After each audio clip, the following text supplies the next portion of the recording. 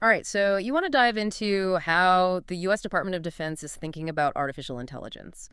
Well, we got our hands on their 2018 AI strategy document. Should be interesting. Think of this as like a crash course on how the military wants to make AI a core part of what they do, goals, challenges, all that. And it's important for everyone to realize this isn't some sci-fi thing. Hmm. This document's a real plan to bring AI into national security. Okay, so let's get specific. When this document says AI, what are we talking? Like machines deciding who lives or dies on the battlefield? It's not quite that dramatic. Think of it as a tool, a way to analyze mountains of data, to see patterns humans would miss, make decisions faster and smarter. So less Terminator, more like giving analysts some kind of superpower for information. Exactly. Like, imagine looking at a decade of satellite images and instantly spotting threats. Or knowing a jet engine's about to fail before any warning lights even come on. Efficiency, AD effectiveness, got it. But this document, they make it sound urgent, like there's no time to waste. Because there isn't. The Yeah. document's very blunt. China, Russia, they're going all in on military AI. Yeah. And they're not shy about saying if we fall behind, there will be consequences. And these consequences, we're talking worse than just, oh, their AI is a little better. Way worse. National security risks, for sure, but it goes deeper. The document gets into how this could affect the economy, global power. If we don't keep up with AI, it could reshape the whole world order. So, listener, this is about you. This isn't some future war we're talking about. It's about how AI could change your life through the economy, national security, all of it.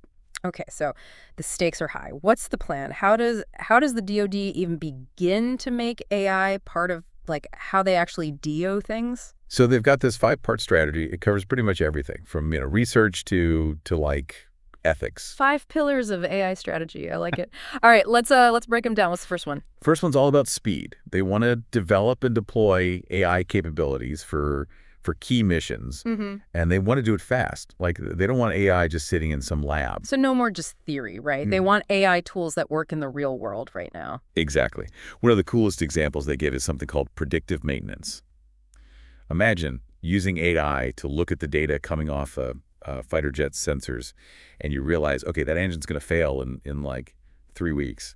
That's incredible. Not just good for like logistics and stuff, but that could literally save pilots' lives. What's the second pillar? So the second one is about scale. They call it a decentralized approach. They want to be able to take a successful AI project and make sure it gets used across the entire DoD at every level. Decentralized. That doesn't sound very, military. How does that even work? Well, instead of having just a few central places where they develop AI, they want to give people at all levels the ability to find problems that AI can solve and then develop their own solutions. That's a huge culture shift for the military. Giving that much power to individuals takes a lot of trust. And that takes us to pillar number 3, workforce development. The document talks about creating these comprehensive AI training programs for, well, everyone in the DoD. So no more just handing someone a laptop and saying, figure it out. Nope. They know that to really use AI right, you need to understand it. Not just how to use it, but like why and when. They want people who are comfortable working with AI and can make smart decisions about how and when to use it. That makes a lot of sense. Can't have, generals sending out AI-powered drones if they don't get how it all works. All right, what's next? Pillar number 4 is partnerships. The DoD knows they can't win the AI race on their own. They need the best minds from industry, academia, even from allied countries. Better to work together than try to do everything yourself. Yeah. Makes sense to me. Right.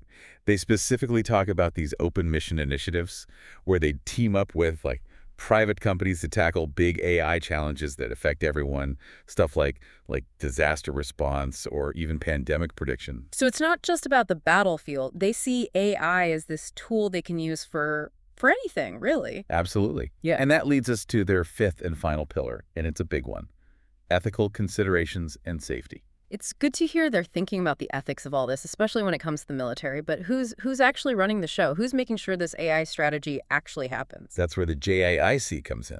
The JAI? The Joint Artificial Intelligence Center. They're like central command for all things AI inside the DoD. Okay, so the JIC, what do they actually DO?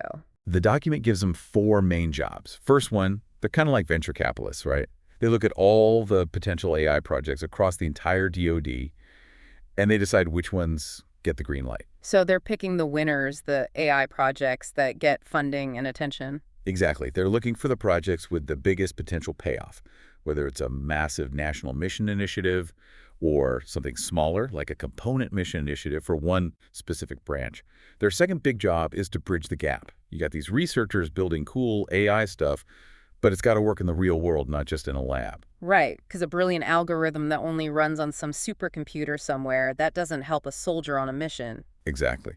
JIC is supposed to take those promising ideas and figure out how to make them practical, how to get them scaled up for use across the whole DoD.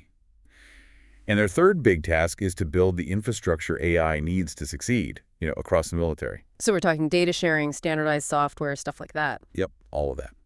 They're building the whole ecosystem for AI to flourish, not just individual projects. Oh, and their last job, the JIC, they're also a resource for anyone in the DoD who's working with AI. So kind of like tech support, but for cutting-edge AI. I like it. Yeah, exactly. Make sure everyone's on the same page, sharing what works, not wasting time reinventing the wheel. That's the goal anyway. Sounds like they have a lot on their plate. Does the document talk about any of the challenges they might face? Oh yeah, they know this isn't going to be easy. One of the biggest hurdles they talk about is talent. The competition for people who really understand AI, it's fierce out there. They know they're going up against Silicon Valley, and those guys have got deep pockets. And it's not just the money, right? There's a whole different culture in the tech world, a lot more freedom, more willingness to experiment. It's not easy to replicate that in a more traditional system like the military. Absolutely. The document, it acknowledges that. To get the best AI people, they're going to have to be more flexible, more competitive, maybe even change their whole approach to, like, hiring and keeping talented folks. So it's one thing to recognize the challenges, but do they offer any solutions? Well, they talk about the need to create clear career paths for AI experts, offering salaries that can actually compete and emphasizing the whole, serving your country aspect. So a little bit of patriotism and a little bit of cold, hard cash.